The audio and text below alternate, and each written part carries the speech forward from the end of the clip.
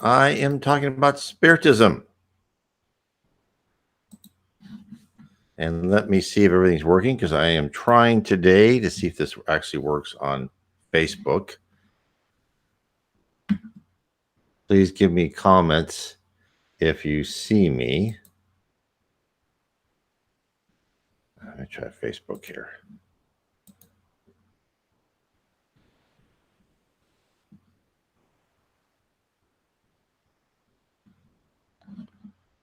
I'm not seeing if I'm on.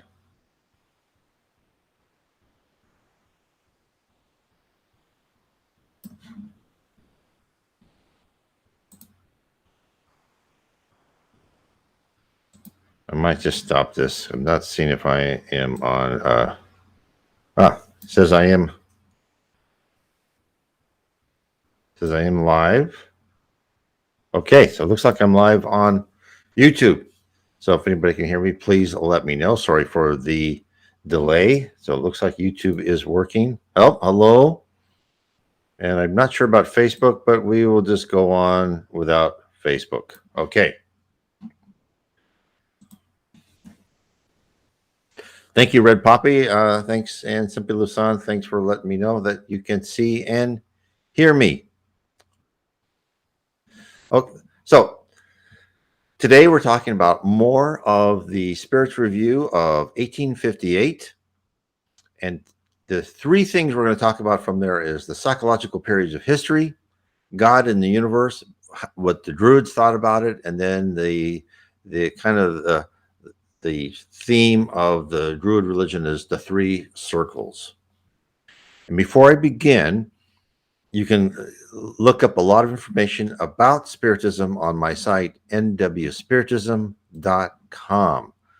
And you can download from nwspiritism.com my free PDF version of Spiritism 101, The Third Revelation. It's also on Kindle and paperback and Audible, if that's how you'd like to see it. And the other thing I would certainly suggest, this is like under 100 pages, kind of gives you the overview of Spiritism, the fact that we are immortal spirits, we reincarnate, karma helps direct our plans for our next lives. And then I would read, and of course the order is up to you. Again, you can find the Spirits book on PDF.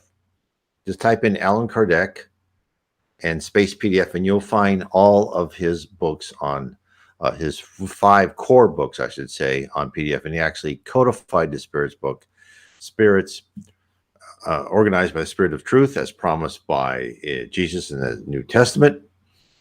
That Allan Kardec codified those answers. He sent the same questions. He did 1,019 questions to different mediums throughout Europe, and he did not put the answers to those questions unless multiple mediums had answers that were the same or similar. Okay, let's get to where we want to be.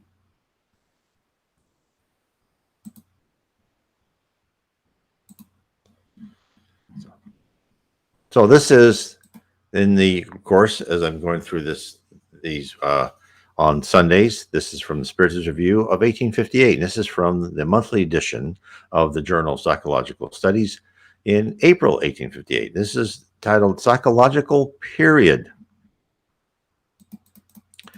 I will begin. As much as the Spiritist manifestations had happened at all times, it is incontestable that they are exceptionally produced these days. The spirits, when questioned about this subject, were unanimous in their answer.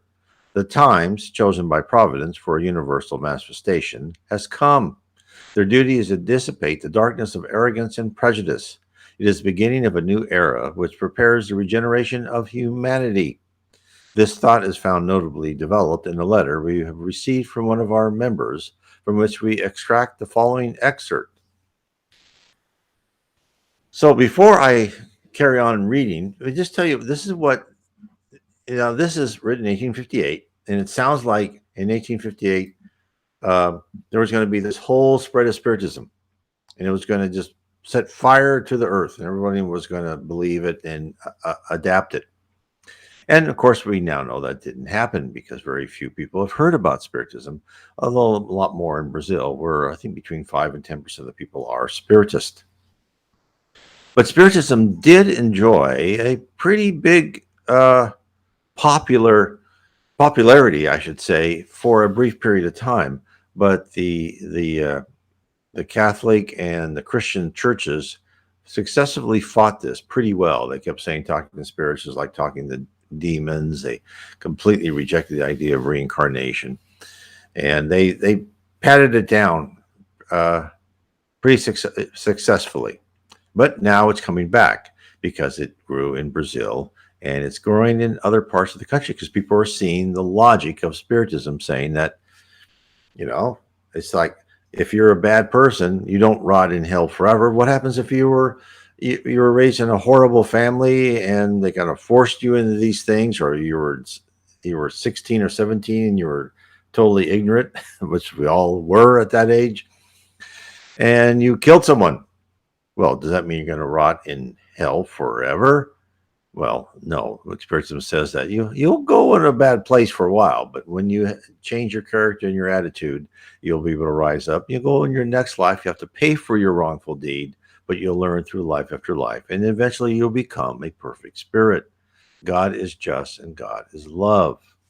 Okay, let me carry on.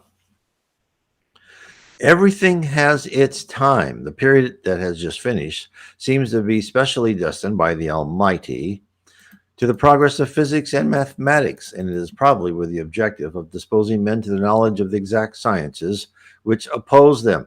Now, again, this is always interesting because this was written in 1858, and in their minds, they had advanced physics and mathematics so much, like, how could you do better than this? And of course, this is another fallacy that we can't let ourselves into, because we think, well, how can you do better than this? We know so much. In actuality, we know so little. But it's a very interesting seeing their point of view. Okay, and disposing men to the exact sciences which oppose them for such a long time, the manifestation of the spirits, as if that manifestation could be harmful to the positivism required by the study of the sciences. In one word, he wanted men to turn into a habit to search for explanation of every phenomena which could be produced before their eyes in the sciences of observation. It seems that the scientific period is now over. After the immense progress which took place over that period, it would not be impossible that the new period, which must succeed the other, would be destined by the Creator to the initiation of the psychological order. In the immutable law of perfectibility established to the humankind, what can he do after having initiated men in the physical laws of motion and revealed the engine which meant change the face of the globe? Men have probed the most distant depths of space. The march of the globes and the general movement of the universe are no longer secrets. Men read the history of formation of our own planet in geological layers. Light is transformed at will into lasting images. Man dominates lightning with steam, and electricity suppresses distances in men's thoughts, travels across the space with the speed of light. Arriving at this summit to which history of mankind offers no similar, whatever the degree of advancement may have been reached in the remote eras, it seems reasonable to me to think that the psychological order opens up a new road in the path of progress to man. It is at least what we would be deduced from the facts that are produced in our days and multiply everywhere. Let us wait for the moment to approach, if it has not done so yet, in which the Almighty will initiate us in the new, great, and sublime truth. It is up to us to understand it and support him in the duty of regeneration, which means we're going from a plan of atonement to a plan of regeneration. Now, it's very interesting. See, so he's talked about the speed of light. We've reduced distances. We've explored the universe. And if someone tells us now that, in 1858, they solved everything, we just laugh. Again, as they will laugh at us when we think, well, in 2021, we knew a heck of a lot. And they'll just laugh. And they'll say, you didn't know anything. And again, so let's put this in perspective as what the spirit world tells us. And then we'll see what Allan Kardec says, see if he agrees with me or disagrees. Spirits have told us that we've gone through eras where we've reached technological progress, but then in those eras, they've destroyed civilizations such as Atlantis and Lemuria. And they've said there's other ones that we don't know about, because men's technological ability overstretch their moral capability. And therefore, they said, no, you're not ready to have all these new technology. Now, in this era, we have been told that we are on the progress to become a planetary generation because we have not outstretched our technological ability. We have enough moral capacity to help us through all these new inventions and technology, not to use them exclusively for war. Now, I know many people are skeptical at that, and I do not blame you. But if you look at it in context of other periods and other eras of time, it's probably evident. Just think about the Roman Empire.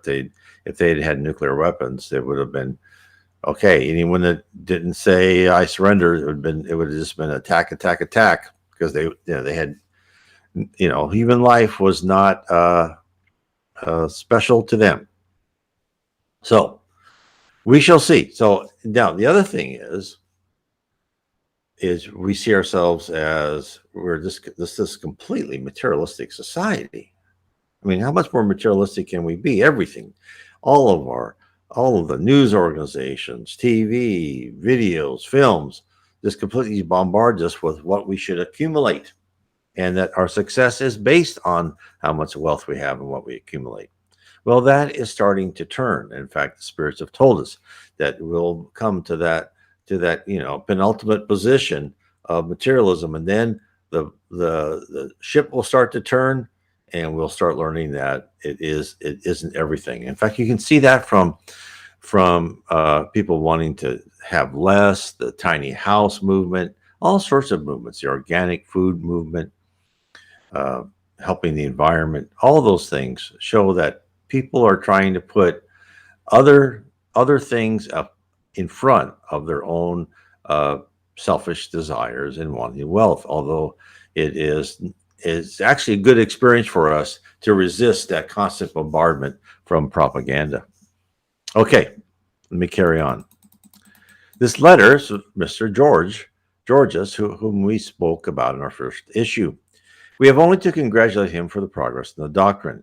The eminent points of view he develops demonstrate that he understands it under its truthful prism. To him, the doctrine is not summarized by the belief in the spirits and their manifestations. It is a whole philosophy, which is absolutely true. As Mr. George says, we believe that we have entered into a psychological period. The motives he presents are perfectly rational, as we do not think that the scientific period has given the final word. On the contrary, we suppose that it still reserves many more prodigies. We are in a transition period in which the characters of both periods blend. And I think that's still true 150 years later. And we say, well, 150 years, that's a long time. Well, remember, we are immortal. The Earth has been around for, I think, 7 billion years? If I remember that right, I could be off about that. Maybe that's a population. Maybe it's 3.5 billion. Anyway, it's been around for several billion years at least.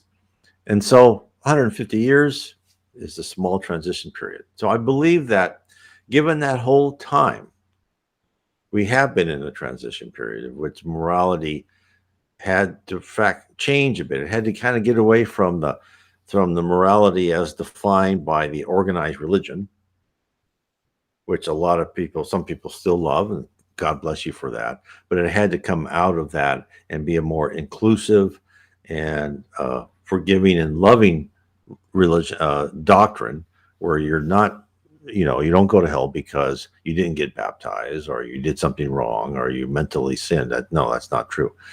We are all imperfect, and we were becoming perfect in life after life. So then you think about, well, look at these things that happen. And this is where I think that Allan Kardec is right, and he couldn't foresee this. But if you look at the complete materialism of the 20th century, and then what did that bring us? It brought us just enormous amount of deaths, right? World War I, World War II, all these other wars throughout the world, and then the scourge of fascism and communism that killed millions of people. Those were all not moral, but material philosophies.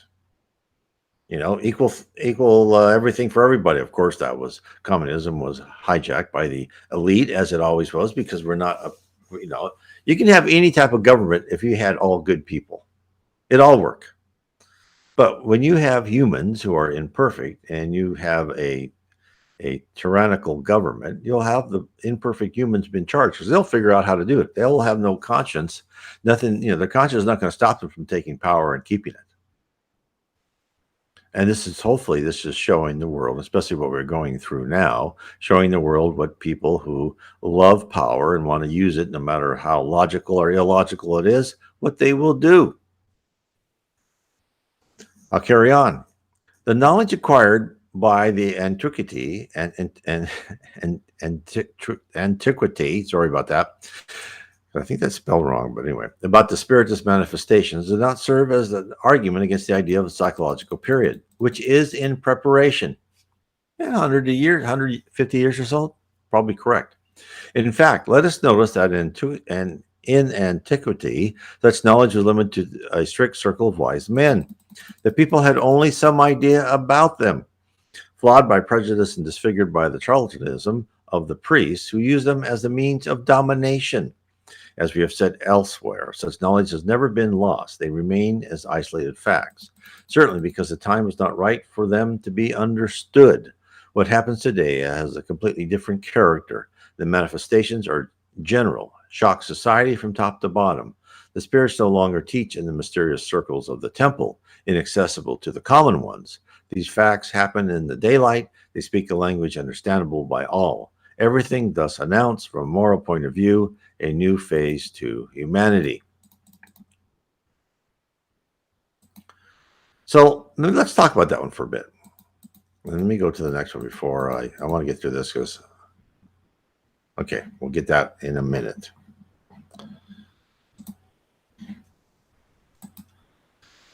So what has Spiritism told us about this whole period of becoming more moral and becoming something different? And this is all part of our spiral of progress. And what they do is, as we've gone through the Athenian democracy, the Roman Empire, the Indian, Genghis Khan, the Chinese empire culture has been around for 5,000-6,000 years.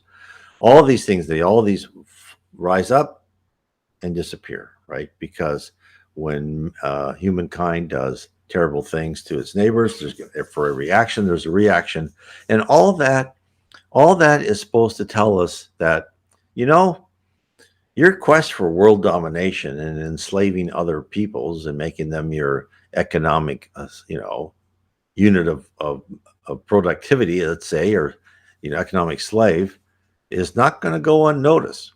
And the historians always say, well, empires kind of go, and then reach a certain level, and they get hubris, and they start push back and they decline. Well, a lot of that naturally probably is true, but I think a lot of that is pushed along by the spirit world. If you look through history, there's always like these important moments where it's like the aggressive empire just seems to splash out on the scene, but then things start happening and they start catching up to them.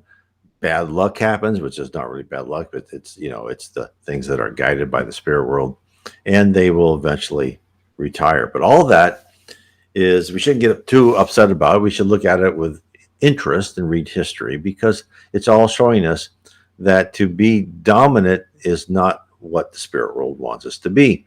In fact, the spirit world wanted Rome to be this shining city on the hill and teach the rest of the Italian peninsula and greater part of Europe and the Mediterranean of what it means to be very organized. Because the Romans were very organized. They had a good family structure. They were very moral and honest with each other in their business dealings. There was a lot of great things about the Romans at the time that would be a good example for the rest of that area of the world. Unfortunately, what happened is the Romans became so efficient and militarily, they they sought after power. Now, and in the book On the Way to the Light by the Spirit Emmanuel, they said this.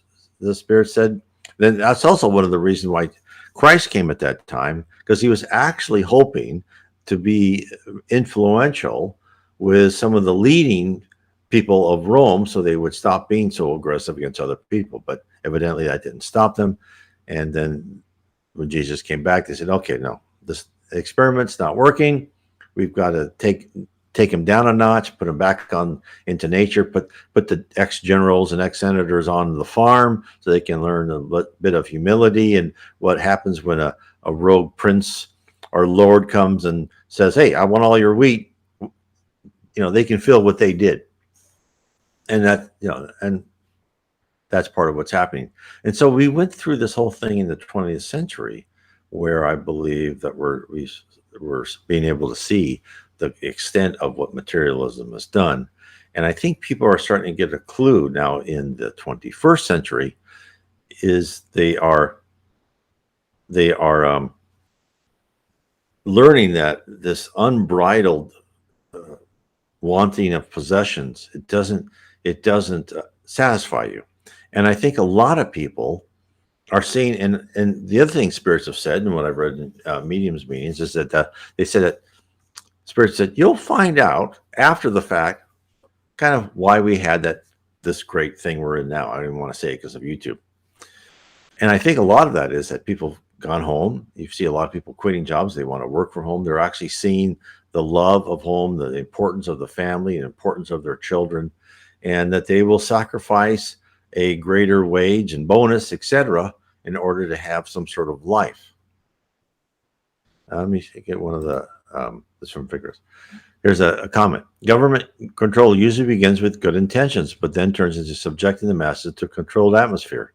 Usually appears to be a good idea at first. Exactly. And if I may add to that, what our politicians do, especially, I don't know if modern or probably they've always done this, is they create problems which only they say they can fix so they can have more control over us.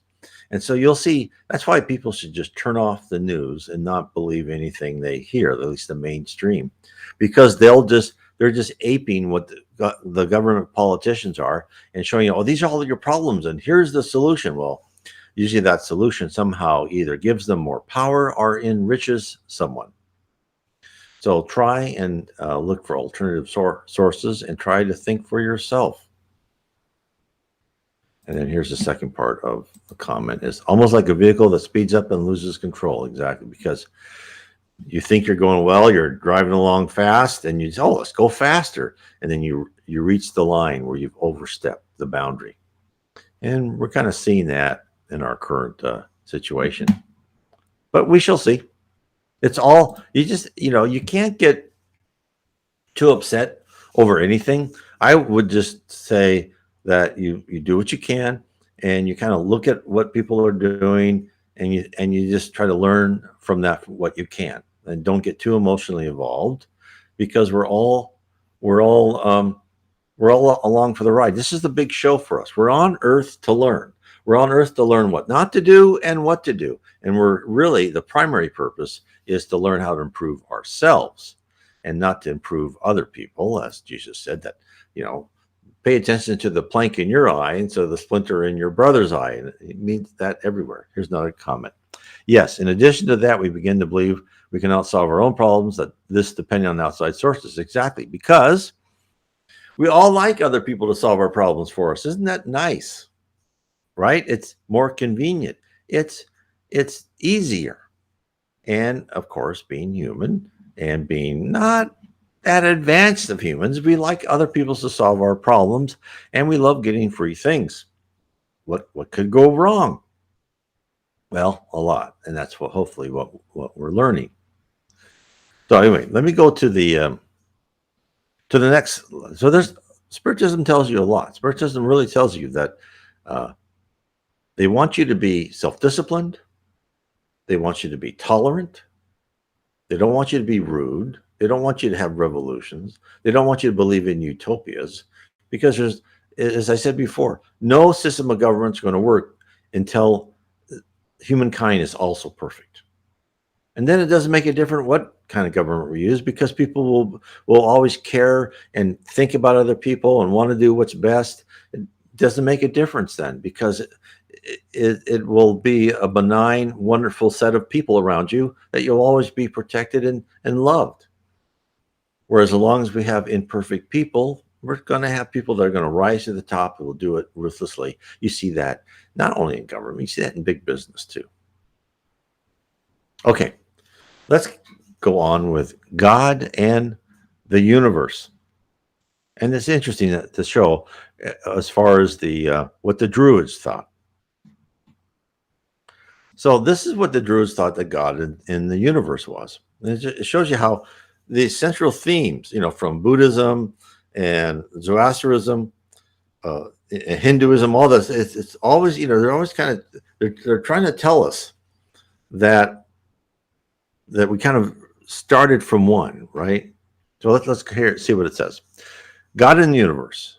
Number one, there are three primitive unities, and from each one of those there could not be more than one: a God, a truth, and a point of freedom, which is the point where the balance of the whole opposition resides. It's interesting.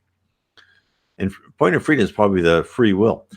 Two, the things proceed from the three primitive unities: the whole life, the whole good, and the whole power. God, number three, God is necessarily three things: the greatest part of life, the greatest part of science, and the greatest part of power. From each thing there could not be a greater part.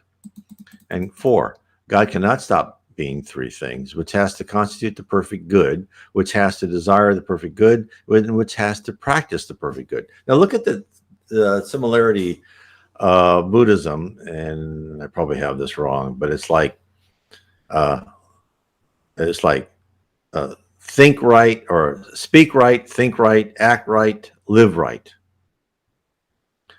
Which is, yes, right? Follow your conscience, do good things, try to be as good as person you want. And as you do it, don't just fake it, and don't just do good things that make yourself look good. Do them because you want to, right? That's where you think and you act and you speak. And it's the thinking part that's most important. Because when we go back to the spirit world, our thoughts are an open book. And if we act like, just perfect little people, and yet in our mind, like, oh, I hate that person, but you're so nice and loving to them, that means nothing in the spirit world. Absolutely nothing. Your intention and your thoughts mean everything. So if you're thinking that, oh, I'd like to help that person, even though you can't because you have no money and you're physically unable to help that person, that means a lot. It's your attitude, it's your thoughts that start reforming your character and your attitude and your personality. And that's why it's tough being here on Earth, because we have to rewire our whole brain. It's not easy to rewire your brain. Not easy to get rid of those habits. And it's not easy to not just love your little tribal, family and loving everybody. Even it doesn't mean you have to be best buddies with everyone who you think is repulsive. Just that you have to love them maybe from afar, and know that even though they may be really primitive and imperfect now, someday they will be. And then three guarantees of what God does and will do. He has his infinite power, his infinite wisdom, and his infinite love, as there is nothing that cannot be done, that cannot become truthful, and that cannot be desired as an attribute. Number 6, the three main objectives of God's work as a creator of all things: diminish evil, reinforce good, and clarify the whole difference, so as to know what should be, or on the contrary, what should not be. And that is, again, right in with Spiritism. The fact is that God implanted into each of us our conscience. And our conscience, as we start out as primitive spirits, we don't listen to it, or we rationalize it away. But our conscience, we start listening to our conscience more and more as we go through experiences. And also it grows because we start seeing it like a law library, right? Where it's not everything's black and white. There's a lot of gray area. And we become more experienced, we become more wise, and that is what wisdom is. It's knowledge with empathy and love, and that's what we become. And again, here it is. Dismiss evil means stop doing the things we know that are against other people. Reinforce what we do is good, and then understand in different circumstances what we should do or should not do. Number 7, 3 things God cannot stop conceding: what there is of more advantageous and of more necessary and of more beautiful for each thing. So God will keep growing all the stuff, and that's all like within us too. As we become more experienced and knowledgeable on a higher level, then we'll just keep going higher and higher and higher. Number 8, 3 forces of existence. It cannot be different. It cannot necessarily be another one. It cannot be able to be better since its conception. This contains the perfection of all things. Number 9, 3 things will necessarily prevail: the supreme power, the supreme intelligence, and the supreme love of God. So they make everything into threes, like the Jesus, God, and the Holy Spirit kind of thing. Number 10, the 3 greatness of God: perfect life, perfect science, perfect power. Now, this is very similar to Spiritism, where, let me just hide this for a second and put this where you can see behind me. It was Spiritism is the combination of religion, philosophy, and science, and that's what we want to become. Now you can say, well, science, you're not really much in science right now. Well, have you proven you can talk to spirits, and have you proven there's a spirit world? No. And so, but it will be. Spiritism says that someday it will be proven, but not now. Right now, we all have to explore and know how to find the existence of something higher than us, all within us, and to understand that.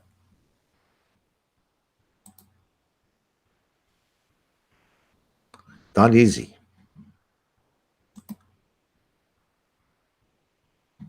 Okay, then let's go to the 3 circles. And before we get off of God, so God, many people think that when they die, they will understand God. And what we have been told by spirits, and actually Jesus Christ himself said, if you want to understand God, you have to come through me. And what he's saying, you've got to begin to get a clue of the vastness and immensity and the complexity of God. You should understand who I am. And spirits in the levels of heaven surrounding the earth say the same thing. They said, we don't understand God any more than you do. We don't have the capacity. But we'll, we probably have a little bit more of an intuitive feeling because we see and we understand what, not completely, but we see what the power and majesty of Jesus. And what we hear on earth in human form, we think of Jesus as this wonderful person who died on the cross for our sins, who loved everybody, performed miracles per se, although there's no miracles as per Spiritism. Where when you see Jesus, and I talk about this in my book, Heaven and Below, in the spirit realm, he is the CEO, he's the governor, he's the leader, right? He actually was part of a group of spirits that formed the solar system, and he helped form the earth, the atmosphere around the earth, the moon. He and his ministers and his legions of high spirits guided all animal and plant life and helped create the human life as we have now, so it can hold a free-willed spirit like we're in at the moment. And of course, and our bodies will continue to evolve. We will be different. At one time, everything will be changed, right? Don't get too wedded to whatever you are or whatever you look like. It will all change. So, and Jesus can, one spirit said that every time he's seen him, like these big talks, right, and these presentations, he's always appears a bit different. And by the way, he said, I've never seen him with a beard. So he can show himself as he wants to. The other thing he said is that, okay, Jesus is not just in charge of this planet, he's in charge of other planets. And when he goes to other planets, they probably see him in their form. And that's oh, here, let me put this. It goes, because he says, I started reading The Spirit Realm, which is my book I have out, and found it very enlightening how you talk about heaven as if the levels of the ocean. This is the aha moment for me, aha moment. Yeah, it's hard to understand the complexity and really who we are and what we're in. We're in this vast logical construct with data and personalities. Us, we are personalities. Spirits call us personalities. We're encapsulated groups of logic that can roam through, depending on our level of spiritual power, morality, and knowledge. We can roam through the galaxies and universes if we're high enough, because we have that set of permissions. So how does all that work? And that's what I explore in the spirit realm. And then what's the earth? Well, the earth is a campus where you've got to fashion yourself so you're a better person, because you're going to have immense power when you go into the higher levels of heaven. Jesus helped form the world, and you have to use that for love and empathy and to help people. So as I was saying, the Spirit was saying Jesus is in charge of other planets. And when those people on other planets, they see him in their form. And Jesus is older than the earth because he helped create the earth. So who knows in what human-like form that he was in when he first was a primitive spirit. And of course, everyone probably went to multiple planets, just like we will go to multiple planets and learn different things. But it's just, when you start realizing that, and then the other thing is, so let's talk about schools just for 1 second.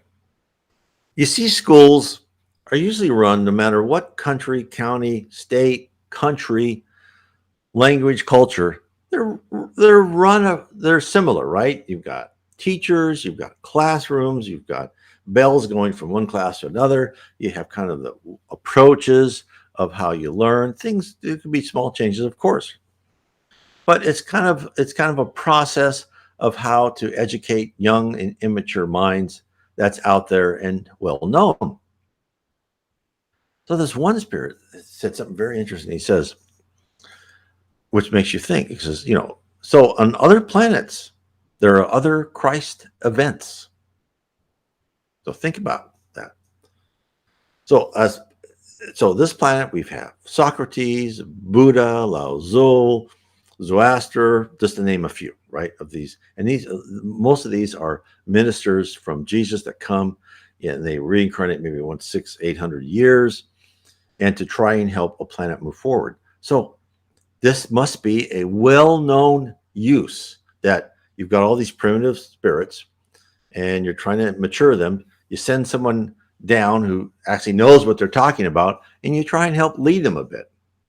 It's like when you're in school, you try and get one of the smarter, more level-headed guys or women, right, to kind of be a leader so they will do the right thing.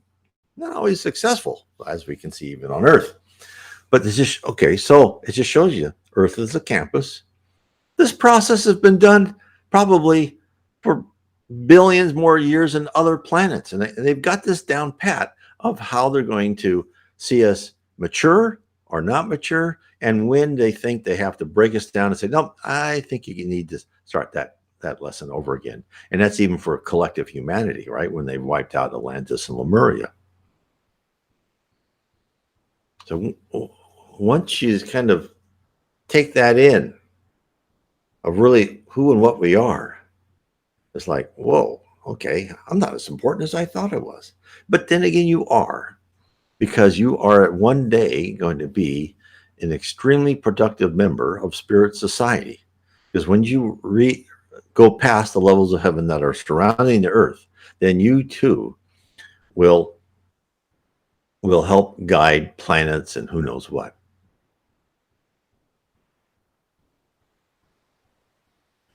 There's another comment that says, I love the ocean and know how inconspicuous the levels of the ocean can be.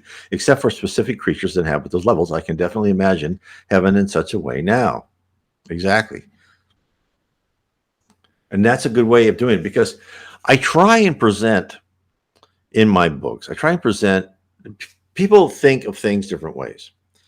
And we like to think of heaven as up, purgatory, or the lower zone, as the spirits called, down, right? And we think in geometrical shapes. And so a lot of times I describe them in that way, but at the same time, probably in reality, they are data. They're clumps of completely sophisticated, complex data representations. They're objects with data behind them that represent those objects to when we want to look ourselves as a spirit as an object. And things aren't up and down. They either are absent or present. That's what spirit tells us. There's no distance, just absence or presence. And you either put yourself into what level of heaven you want to be. You don't travel per se, although you could travel if that's how you want your perception to work. But you're now set in a different set of parameters. Think of the video game where you've got this little avatar walking through a forest and then kind of jumping onto a ship and going through the ocean and then jumping onto land and doing something else. Well, did that avatar really move? Or was that all logic inside the program of whoever programmed, or team of people that programmed that game? But the avatar thought he moved, because after all, he was in the state of being on land, so he had to walk. Then he was in the state of being on the ship. And then the ship went so many knots and got to so many distance and got to that other shore because of the rules of the game. So think about those things. This is where we're at. That's why I wrote this book, The Spirit Realm. So you can see we're in this encapsulated environment. And when you start understanding the true environment which you are in, which we have been told in Genesis, right? God thought, light, and there was light, right? It all started with thought, right? And other religions, it all kind of starts with a word. It starts with a thought. And when, especially in Hindus, like that, where everything is light. Well, light is energy. So there's light and energy. And that's what we are. We're energy. We're immortal. Okay. I've gone off on some sort of tangent. I don't know how to recover it, but let's go back. The three circles. Number 7. There are 3 circles of existence. The circle of the empty region, Silgant, I'm probably pronouncing that wrong, where, with the exception of God, there's nothing alive nor dead, and no being that God cannot penetrate. The circle of migration, where every animated being proceeds from death, where man has lived. And the circle of happiness, where every animated being proceeds from life, and that man will live in heaven. So again, they're showing there's stuff there's just something sublime that's up to that we have no conception of. And then there's kind of the earthly physical life, and then there's the circle of happiness, which is the spirit world. Number 8, 3 successive states of the animated beings: the state of humiliation in the abyss, the state of freedom in humanity, and the state of happiness in heaven. Well, again, so does this describe us well? So we are starting out as primitive spirits, and I'm sure this pertains to me and everyone else. Is we started primitive spirits. We were on Earth. We behaved in a primitive manner, horrible. And when we died, we went to the lower zones, which is the state of humiliation in the abyss. And in fact, Spiritism calls what most people call purgatory, call that the dark abyss, the state of freedom and humanity. Okay, well, now you're back on the physical world. You've got certain freedom of your choices, most of your attitude and your choices and the trials given to you, but you feel like you're free. And then the state of happiness is when you've gotten more mature, you are in heaven. Number 9, the 3 necessary phases of our existence regarding life. The beginning, okay, in the abyss, the transmigration in earth, and the plenitude in heaven. Without these 3 things, nothing else can exist but God. So, and as Spiritism says this, that we start out as primitive spirits, and we become higher and higher spirits, and eventually become where we can actually communicate with God. How that happens, I have no idea. Thus, as a summary about the capital point of the theology that God as their creator takes the souls from the emptiness, the triads do not precisely enunciate. After showing God is an inaccessible and eternal sphere, they simply show the souls originating in the last layers of the universe, in the abyss. From there, these souls pass to the migration circle, where their destiny is determined through a series of existences. That's where we are right now, according to the good or bad use of their freedom. Finally, they elevate to the supreme circle, where migrations stop. And migrations can stop if you want. If you're a high enough spirit, you don't ever have to incarnate again. But they do. I'm sure people like Socrates and Buddha, right? They volunteer to say, okay, I'll come to Earth and I'll help, right? Because I want to. They're full of love and they want to help us, not because they have anything to work on. No, they don't. But because they're here to help humanity, help the students have an example to follow, where there's no more death, where life takes place in happiness, preserving and perpetual activity and total consciousness of their individuality. And that is true. Truthfully, Druidism does not follow the same mistakes as Eastern theologies, which lead men to be finally absorbed into a center of immutable destiny, since on the contrary, it distinguishes a special circle, a circle of the emptiness or infinite, which forms the incommunicable privilege of the Supreme Being, in which no creature, whatever the degrees of holiness, will ever penetrate. It is the highest point of the religion because it establishes the milestones for everyone's progress. Well, but the Eastern theologies, they are correct at some point, because even the spirits say, look, there's all these levels of heaven, and how high they go, we don't know, right? We're probably on this low level and we think we're high and we're not. But at some point, they say you become part of the sublime, which Eastern theologies say that just there's this sublimeness. But what the spirits say is that even when you're this part of the sublime, you still retain your individual character and personality. That's what they say. So it's like everyone has a little bit of the truth, right? It's not easy. The most significant hallmark of that theology, given that it is a purely negative mark, consists in the absence of a particular circle, such as the Tartar of the pagan antiquity, destined to the endless punishment of criminal souls. To the Druids, there isn't properly a hell. The distribution of penalties to their eyes occurs in the circles of migrations, in a more or less happy condition where always an owner of their own freedom. They expiate their faults through the suffering and prepare for a better future by the reformulation of their vices. So the Druids knew about reincarnation. And to me, and the Roman Empire was very serious about wiping out the Druids. Very serious. And you notice that they were also serious at first about wiping out the Christians.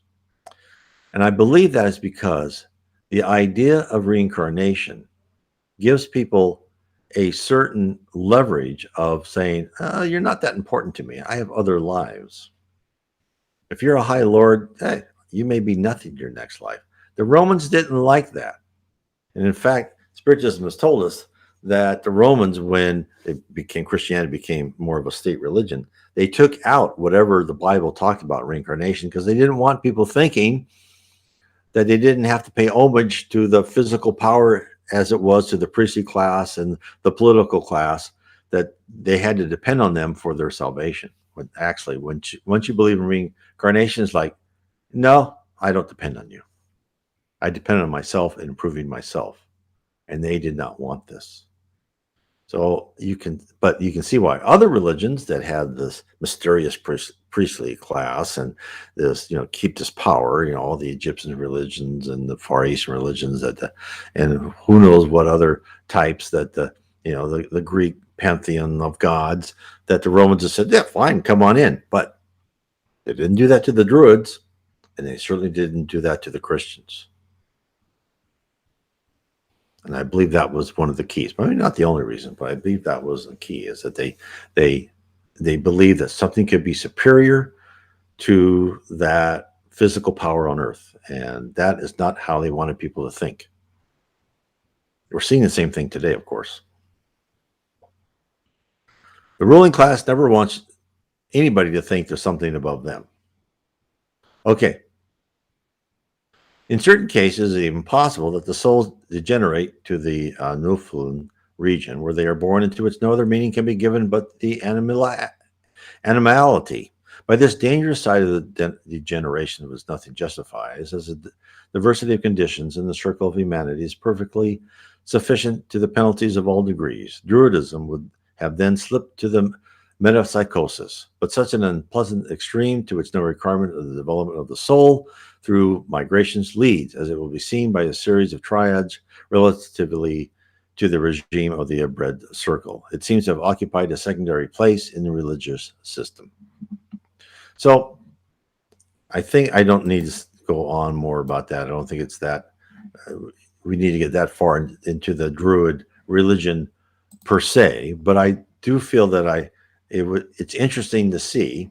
And of course, Allan Kardec, which is the pen name of Dr. Raval, that pen name, the spirits chose the name Allan Kardec because that was his name when he was a Druid priest way back when. I don't know how many thousands of years or when he was a Druid priest, but that's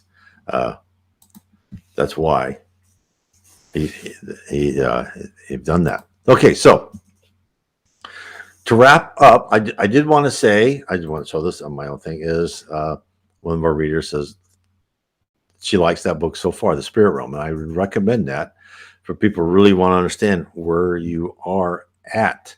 The main thing is I put these out not to force anybody to think anything. And what Spiritism does is they lay out information for you and say, okay, pick it up if you want.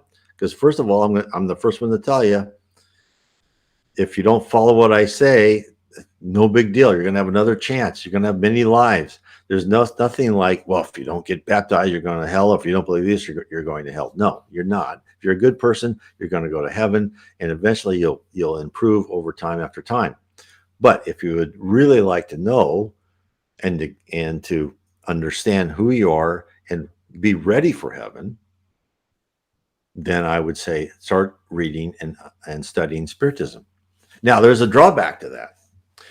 Once you've been exposed to the Spiritist doctrine and understand Spiritism, ignorance is no excuse for a lot of things.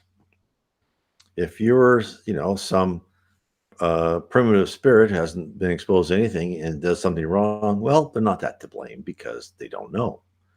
Whereas you, who understands now reincarnation and karma, and you deliberately do something wrong, that was a choice. That was a real choice.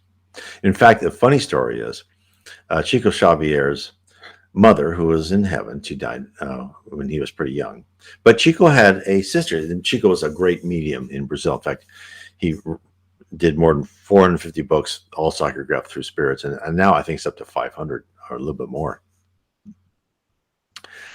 So his sister was a dedicated Catholic, right? She never really adhered to what Chico believed in Spiritism.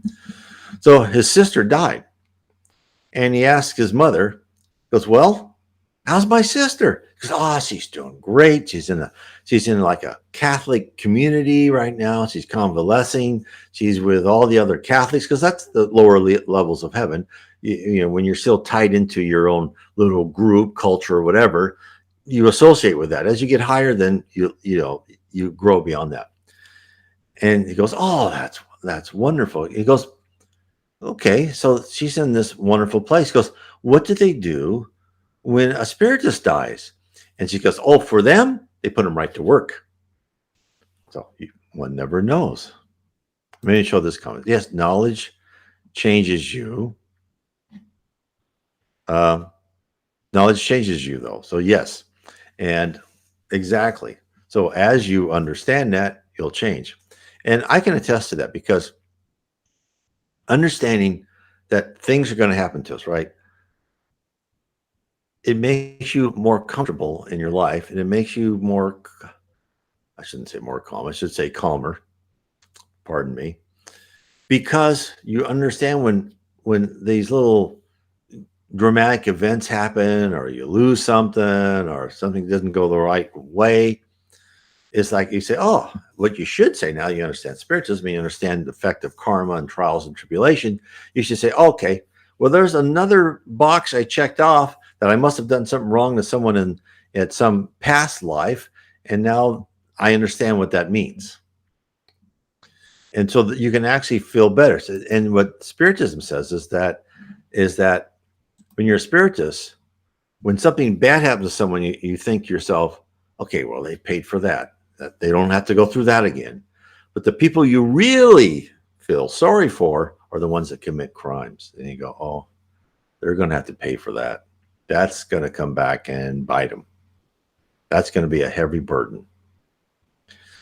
And that's why it's freeing. It's freeing to know that, look, you're on Earth. Your life's not going to go smooth. That's not why you're here. It's not to be a smooth life. It's a life to learn. It's if you notice your life is a lot like you spent in high school, where the bell rang, you went to a certain class or a phase in your life, and then the bell rang again and you ended that class and went to the next phase, right? The next class or the next phase in your life. Sometimes the phases that are combine themselves. So here's Simply Lucian says, wait, you know that I have a haunted doll that contains an Spiritista? Oh, that's interesting. So yeah. So there are spiritists that maybe haven't risen above yet. They're still spiritists, but maybe they haven't quite understood. In fact, I've seen that before in one of the books by Andre Louise, where a spiritist was down in the lower zone because they really hadn't internalized it. And that's probably something that's happened to them, is they've read it and they've understood it intellectually, but have they internalized it yet? And I think that's something all of us go through, right? Because when I started reading Spiritism, I go, oh, okay, I understand that. But I didn't emotionally absorb it. It took me a long, long time. And I'm still not there. I'm not, first of all. So I now have a lot to learn. Okay, let's see. Her spirit appeared at my godfather's home and said she wanted to continue her Spiritism work with his help. There you go. So she wanted to keep improving, which is a great attitude. There's all levels of all people, right? And this is where when you see comments from Simply Luciani, she is a medium. And that's why it's wonderful. I love having mediums with real experience. I've been in mediums meeting, but I am not a medium. We're all intuitive mediums. That means that we get ideas that we don't even know about. But because everything they say, it's like it backs up what Spiritism tells you. It really does give you a foundation where you can understand what mediums are telling you and what they're talking to the spirits and what different levels of spirits they're talking to.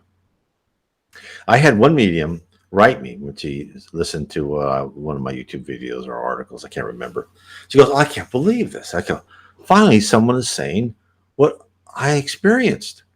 And I go, and I wrote her back and forth. And I go, well, what? He goes, well, I remember being a spirit helper, helping people who passed away, then go from, when they first died and taking them to their spirit colony.